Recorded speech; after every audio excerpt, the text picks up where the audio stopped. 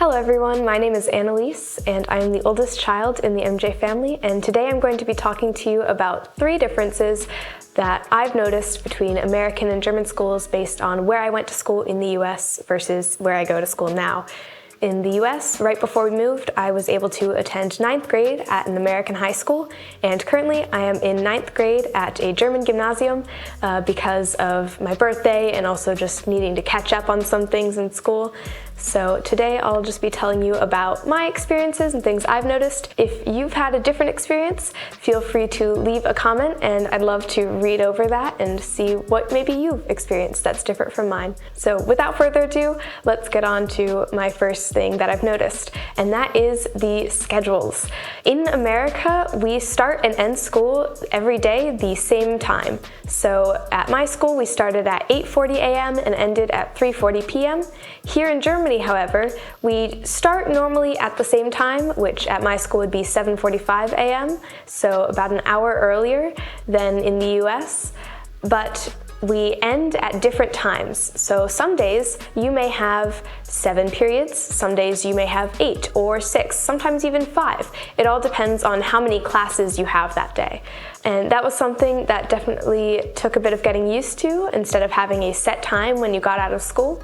Another thing that definitely took a lot of getting used to, I think, is instead of having a substitute teacher like we do in the US, if your teacher is sick or can't make it to school that day for whatever reason, you either have what's called Vertretung or Auswahl here in Germany. So if you have Vertretung, that means that you might have a different class with a different teacher. Maybe it'll be the same subject, maybe it'll be a different subject entirely, instead of the normal class that you would have. And Auswahl is when the class literally falls out, so you just will not have the class at all. Usually this happens with classes at the very end of the day, or sometimes even a class you have in the first 2 periods. And in that case, they say, just don't come in for the first 2 periods, or you get to just go home early. And that definitely took a lot of getting used to. There were a few times where I didn't know that we had Auswahl, and I came into school for the first 2 periods and my class wasn't there. And so in that case, I just spent some time in the library, but that was definitely something that was very different from in the US, where we would just have a substitute teacher with lesson plans from the normal teacher and just guiding us through those lesson plans. And the next thing I want to talk about is the subjects. In American high schools, every student has their own schedule personalized with their electives and whatever level of classes they're enrolled in. In Germany, however, each student in a grade level has a group of students that has the same schedule and they all go to the same classes together. In an American schedule, each student has their 4 core subjects, so English, math, science, and history, as well as health or gym, and whatever electives they chose to take. In my case, I had 2 electives, which were German and culinary arts. In Germany, there are no electives. You do get a choice between Spanish or French, or ethics or religion, as well as which profil you take, but I'm not exactly sure what the English translation of Profil would be. In my school, we have 3 different options for Profil. We have Gesellschaftswissenschaftlicher Profil, which would be social studies in English. Then there's Künstlerisches Profil, which is the one that I take, and that is artistic.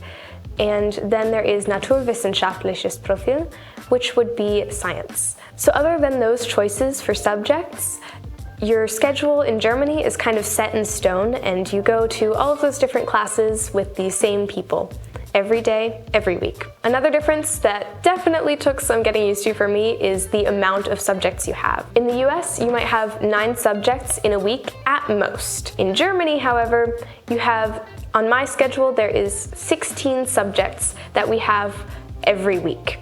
So most of those classes you only have 1 time a week, and there are a couple like math and German that you have twice a week. A huge difference is that it seems half of those subjects that we have in a week are all science related.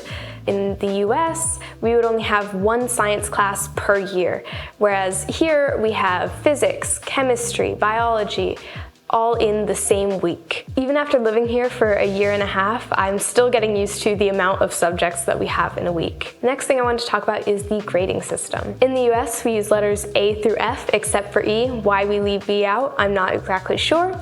but A would be like 90 to 100%, while F would be a failing grade. In Germany, they use numbers 1 through 6, with 1 being the best, 90 to 100% again, and a 6 would be a failing grade. One of the things I feel like I've noticed here is that whether you get a 1, a 2, a 3, and even a 4, most students seem pretty satisfied with their grades when they get them.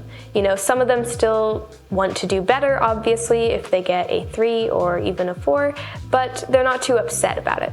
In the US, if you don't get an A or a B, that's when I feel like you start to get more stressed, and I feel like there is more pressure there to get an A. Whereas here in Germany, I've literally had a teacher tell my class, you're not gonna get a 1 in all of your classes all of the time. And I feel like that sort of took some of the pressure off of the students for always pushing to work for that 1 all of the time, and I kind of like the bit more relaxed way of looking at the grades. In class recently, I actually did a presentation with another one of my classmates about the differences between school systems in the US versus Germany, and I felt like we had a really great discussion with my class about it afterwards. We talked a lot about things that they wish that they had here, such as the electives or the different levels of classes that they have in the US. For example, in math class, there is an advanced level if you're ready for a bit more, then there is a regular level, and then there's also a class that's a bit slower paced. And it's really great to be able to have that option so everyone can learn at a pace that works best for them. And also the ability to personalize your schedule a bit with your electives and choose classes that interest you most is something that, again, the students in my class thought was a really great thing that they wish that we had here. And something that we liked about the German school system is, again, how the grading system seems to be a little bit more relaxed, at least at this level, and that you can really get to know all your classmates since you have all the same subjects with the same people. And you can really make great friendships through that. All in all, both school systems have their pros and their cons, and I'm really glad that I was able to experience both. Again, this is just my experience between an American high school and a German gymnasium. If you've experienced both school systems, I'd love to hear about your experiences in the comments. Thank you so much for watching, and don't forget to hit that like button if you enjoyed this video, and don't forget to subscribe if you want to hear more about our life as an American family living in Germany.